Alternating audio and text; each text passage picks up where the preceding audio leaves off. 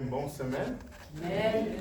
Est-ce que vous êtes content pour Oui. venir ici dans l'église pour faire l'adoration? Oui, amen. Amen. Amen. Je vous invite pour prier avec moi.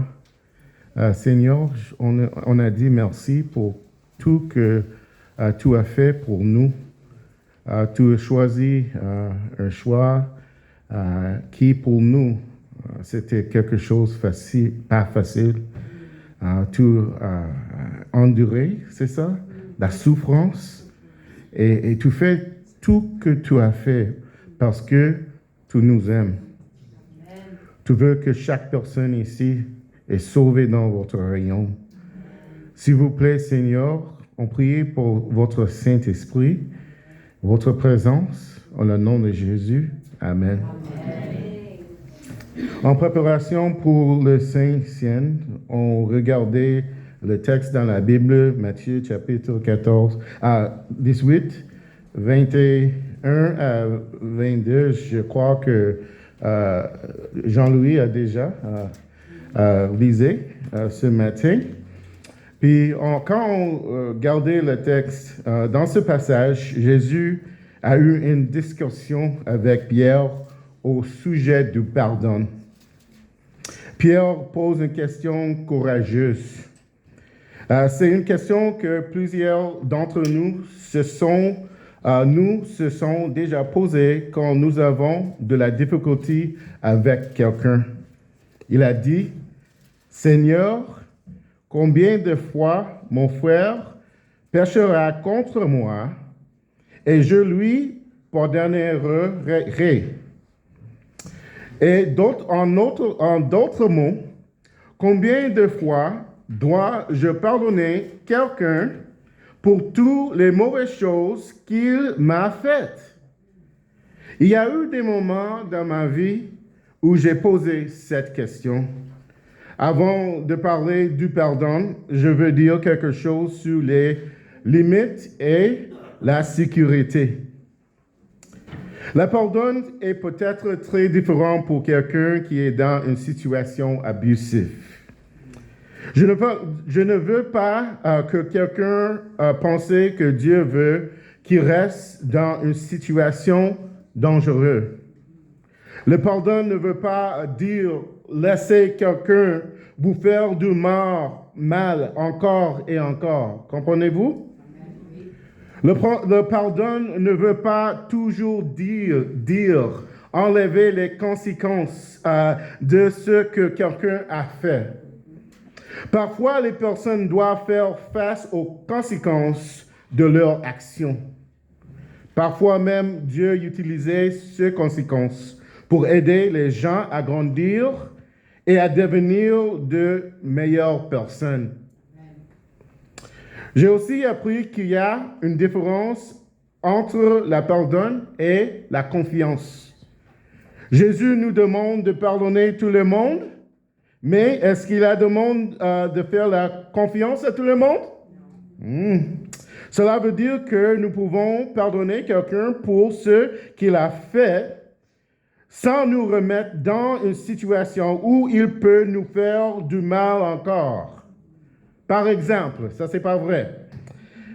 Comme un pasteur, je peux encourager mon église à pardonner quelqu'un qui a volé de l'argent de l'église. Amen. Mais je n'encouragerai pas jamais l'église à remettre cette personne dans un poste où il doit encore s'occuper de l'argent. Pourquoi? Parce que si quelqu'un a une difficulté avec le voile, ce n'est pas sage de placer dans une situation où il est tenté de recommencer. De la même façon, une personne qui a été abusée ne doit pas se sentir obligée de faire confiance rapidement à la personne qui lui a fait du mal. La guérison prend du temps. Si un jour cette relation se reconstruit, ce sera souvent un processus lent et prudent. Dans les situations abusives, c'est rare, hein? Parce qu'il y a des situations, puis il y a des personnes qui ne peuvent pas retourner. Mais si cela arrive, pour reconstruire la confiance, il prend du temps. Nous pouvons seulement faire cela avec la puissance du Saint-Esprit. Pour dire simplement, le pardon veut dire reconnaître que quelqu'un vous a blessé et vous décidez de ne pas garder de colère contre lui ou chercher la vengeance. Vengeance, c'est ça.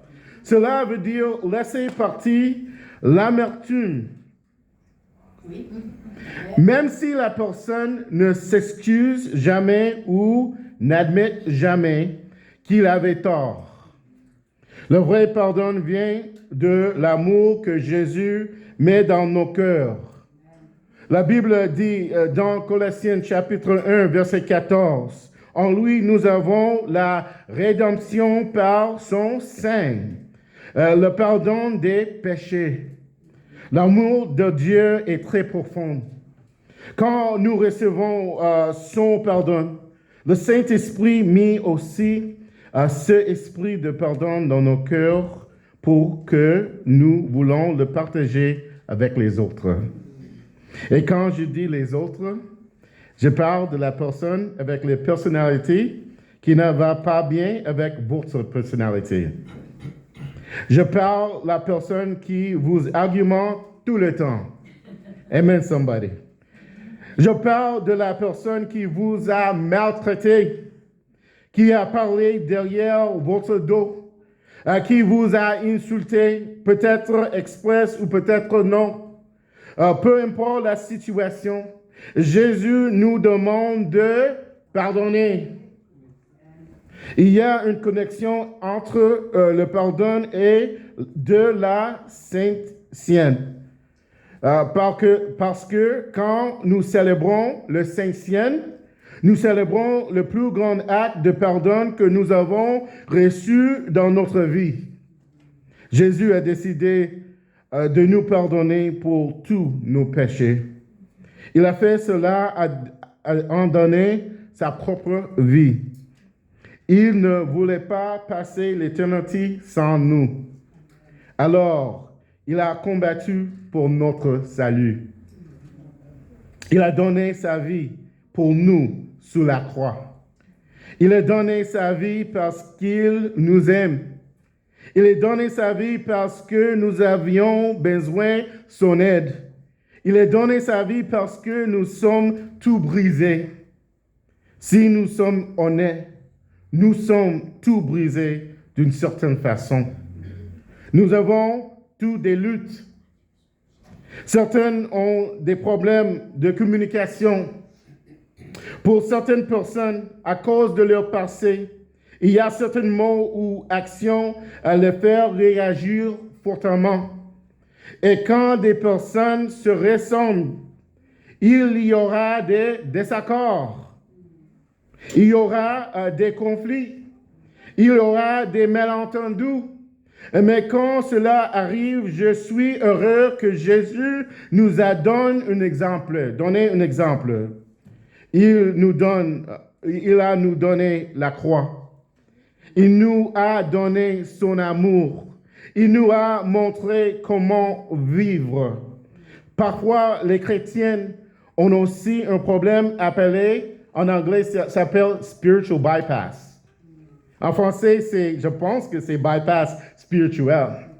Cela veut dire utiliser les paroles spirituelles pour éviter de régler des problèmes plus profonds dans nos relations et dans nos émotions.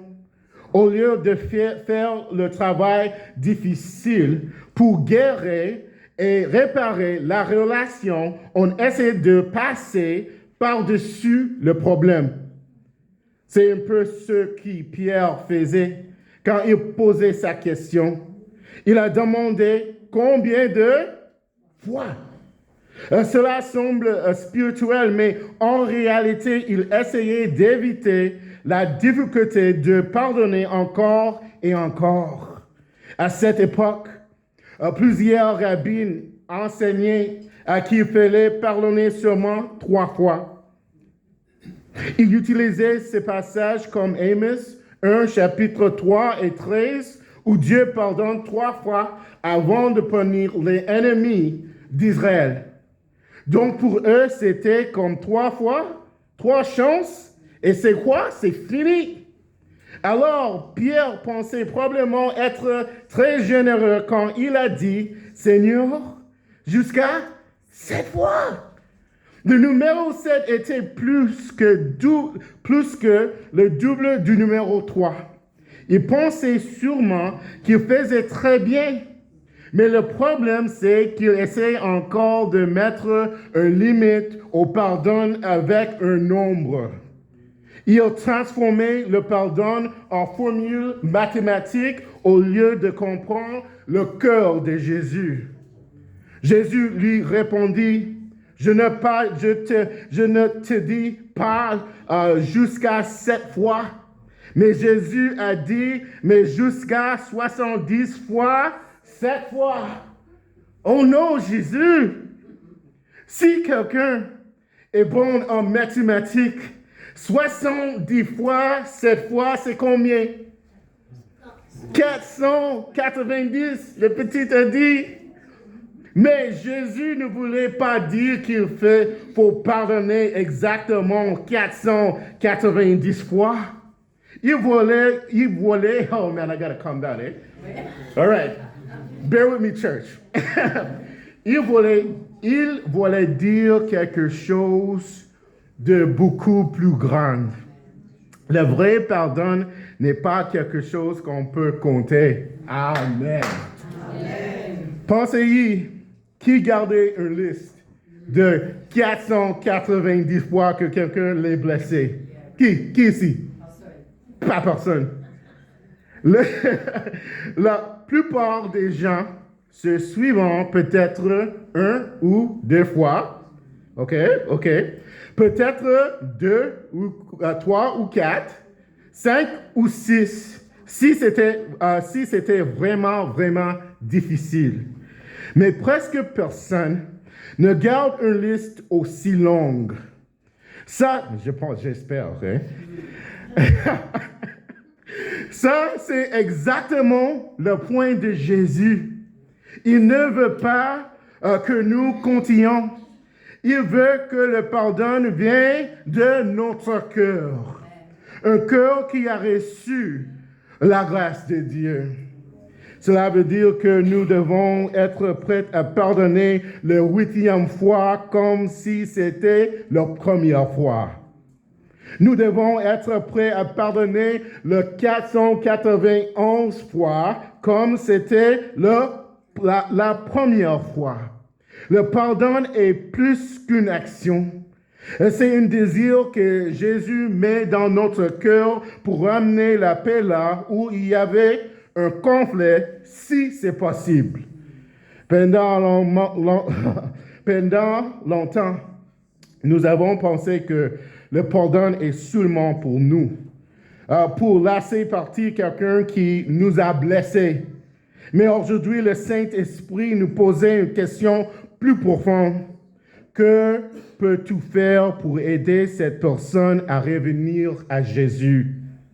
Le pardon n'est pas seulement pour nous. Parfois, le pardon aide aussi la personne que nous a blessés. Si c'est possible, Jésus nous appelle à chercher la restauration avec ces personnes par la puissance du Saint-Esprit. Il nous demande cela parce que c'est exactement ce qu'il a fait pour nous.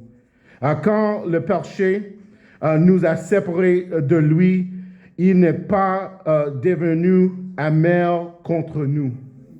Au contraire, il est venu nous sauver. Il est venu sous la terre comme être humain. Il a porté la punition pour notre péché. Il est mort sous la croix et il est ressuscité. Mais l'Église, L'histoire ne s'arrête pas là. Pour certains d'entre nous, il nous a fait naître dans des familles chrétiennes pour apprendre à le connaître dès l'enfance. Pour autres, il envoyait quelqu'un dans notre vie pour nous parler de lui. Pour certains, il a parlé à notre cœur pendant une prédication. Pour d'autres, il nous a touchés pendant nous lisons la Bible. Pour d'autres encore, il nous a sauvés dans un moment très difficile quand nous avons crié vers lui. Quand le péché a crié, une distance entre nous et entre lui, Jésus a fait tout ce qu'il pouvait pour nous ramener à lui. Pourquoi? Parce qu'il nous aimait et parce qu'il veut nous sauver. Tournez-vous à la personne à côté de vous et dites, je veux que tu sois sauvé. Je veux que tu sois sauvé. Come on now.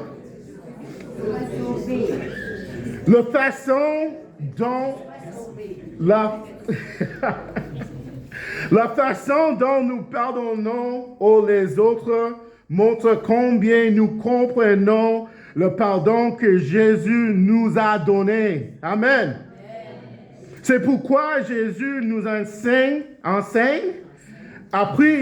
prier en Matthieu chapitre 6, verset 12. Pardonne-nous nos péchés comme nous quoi? Pardonnons à ceux qui ont péché contre nous. Amen, church. Le pardon fait partie du fait de mourir à soi-même. Quand nous apprenons à pardonner aux autres, notre amour pour Jésus, quoi? Grandir. Nous comprenons mieux ce qu'il a fait pour que nous puissions être avec lui. Et la façon dont nous traitons des autres montre si son amour a vraiment changé nos cœurs. Alors que nous nous préparons à prendre le Saint-Cien aujourd'hui, l'Église, ma prière est que Jésus nous aide à pratiquer le vrai pardon.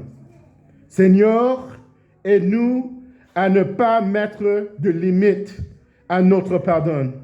Aide-nous à pardonner comme toi, tu nous as pardonné, avec abondance et avec grâce. Nous pouvons seulement faire cela si l'Esprit de Dieu vit en nous. C'est le Saint-Esprit qui nous donne la force de pardonner encore et encore, comme Jésus a fait pour nous. Je vous invite tout le monde à prier avec moi. Seigneur, on veut dire merci pour la conversation que tu as avec Pierre. Tu as dit que c'est important de pardonner. Tu me pardonnais. Tu pardonnais tout le monde ici pour notre péché. S'il vous plaît, donnez-nous la puissance, le caractère de Jésus. Videz-nous de quelque chose qui n'est pas de votre caractère et restez avec l'Église aujourd'hui quand on fait la communion. On évite votre Saint-Esprit. On évite votre paix. On évite tout qui a de votre caractère pour glorifier Jésus-Christ. Merci pour tout que tu as fait. En le nom de Jésus. Amen. Amen.